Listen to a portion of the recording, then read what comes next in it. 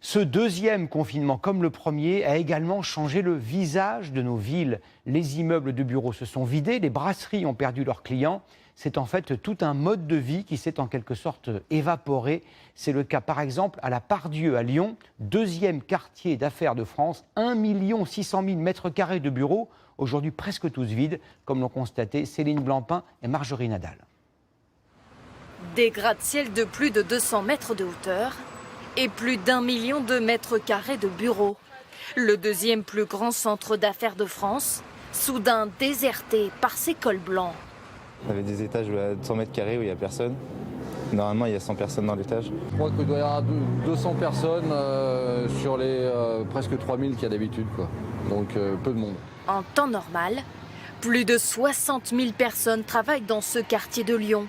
Aujourd'hui, 80% sont en télétravail. Je crois que c'est la 27 035, si je dis pas n'importe quoi, pour la réponse à incident.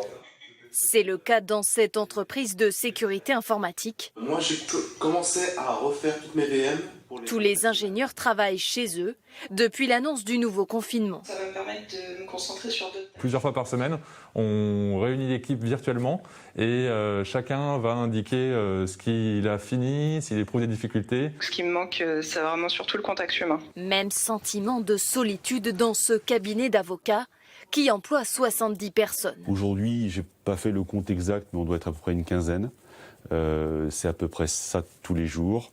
Dans la rue, il n'y a pas grand monde. Et c'est tristouné.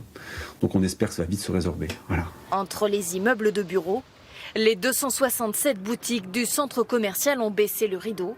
Nous sommes ici sur le parvis de la gare de Lyon-Part-Dieu. Alors en temps normal, 120 000 personnes transitent chaque jour par ces lieux. Aujourd'hui, vous le voyez, c'est beaucoup plus calme et la SNCF a même décidé de diviser par 4 le nombre des TGV entre Lyon et Paris.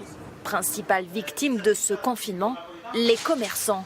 Dans ce restaurant italien qui pratique la vente à emporter, 50% de la clientèle s'est volatilisée. Il y a beaucoup de sociétés qui sont en télétravail, du coup forcément on ne les voit pas. Surtout nous on a une clientèle très régulière et là ils ne sont pas là. Plus de salons d'entreprise, plus aucun séminaire.